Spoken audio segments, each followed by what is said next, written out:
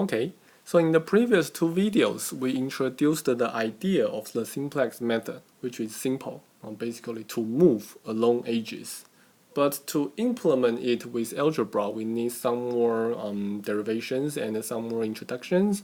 So that's why we talked about those row operation things, pivoting things, entering and leaving variables. So now we know how to do algebra to run the simplex method. Let's make things more compact now. So in general, we don't really want to write down all these x1, x2, whatever, right? All we need are those coefficients. And also, the first column here, the z column, does not change in all iterations. So we also want to remove it. So we may simply express this system by this simple tableau. All these numbers are directly copied from the system. And then for the last two variables of the right hand side, sometimes we want to specify which variables they are talking about. So for example here, 6 is talking about x3 and 8 is the value for x4. If we do that, that reminds us what are the basic variables at that particular stage. We call this particular table format as a tableau. And our job is to keep modifying this tableau while ensuring that all the basic columns have 0 in the zeroth row and then identity matrix in other rows. And then these guys gives us x3 and x4 as basic variables. And if we are talking about entering variables, for our maximization problem, we look for negative values. Okay, negative values. Sorry. Okay, if we are solving minimization problems, then we look for positive coefficients. So for that particular example we just did, initially we have this so that its tableau is like this. So we look at an entering variable with a negative coefficient in the zeroth row. We say, okay, I want to enter this guy. And then we do a ratio test. 6 divided by 1 and 8 divided by 2. 4 is smaller, so the second row gives us x4 as the leaving variable. Then we do a pivoting to do this. Okay?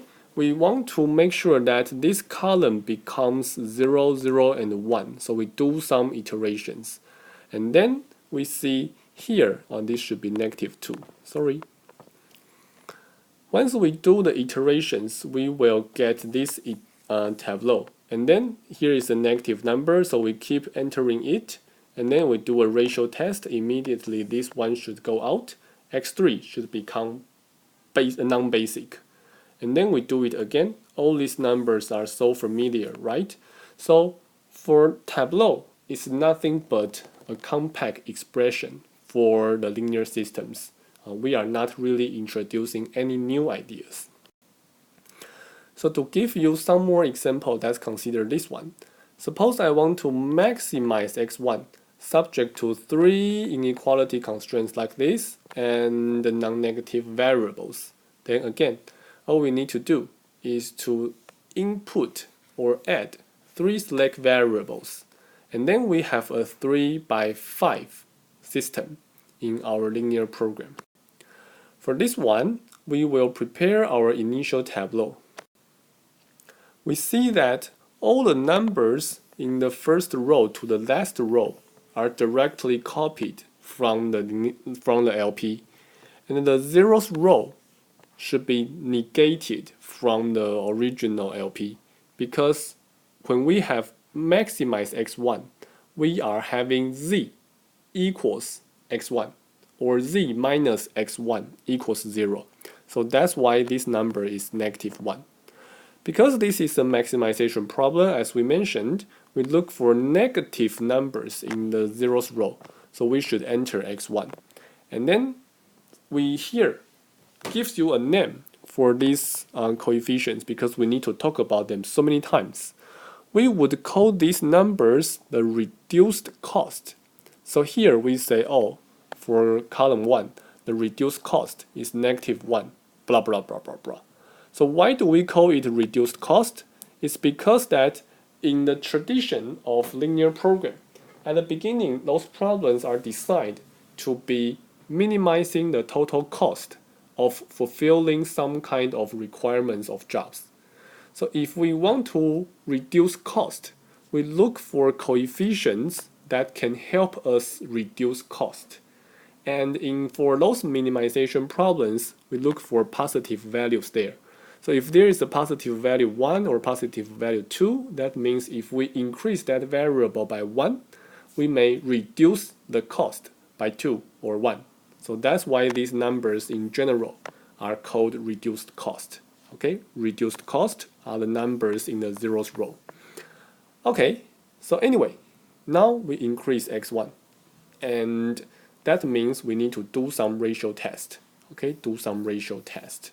And then 4 divided by 2, 8 divided by 2. And then you see 3 divided by 0, that's going to give you infinity, right? What does that mean? Think about this.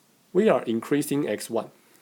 If the coefficient here is 0, that means your x5 is not affected by the fact that you are increasing x1. So x5 will not really decrease. It will remain at 3 when you're increasing x1.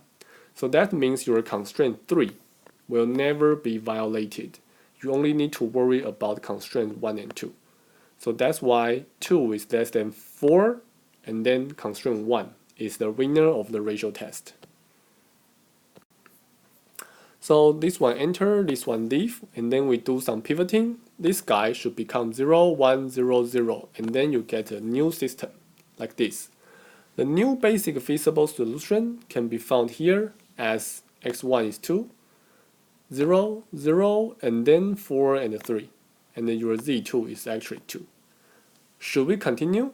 We look at the zeros row to see whether there is any negative reduced cost. Indeed, we have. This x2 should enter.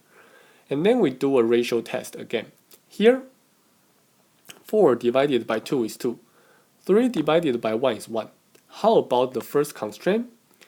Well, when x2 enters, you see x1 will actually increase, right? Because this coefficient is negative, so x1 will actually increase. So that again means when you enter x2, x1 will increase. So x1 will have no chance to hit 0. That's impossible. So you only need to worry about constraint 2 and 3, and that tells you 2 is less than 3, so you should let x4 leave the basis. That's how we do it. So we have the pivot, and then we do the pivoting, and then we get this tableau. That's nice, because we have the solution, we have the objective value, and we have no negative reduced cost, so it is optimal. So in that case, we would say, oh, that's great, because we have found our optimal solution x star, which is just 32001, and z star as 3. That's how we solve this problem. And again, we may visualize the solution process. Our first solution, second solution, and the third and the optimal solution are all listed here.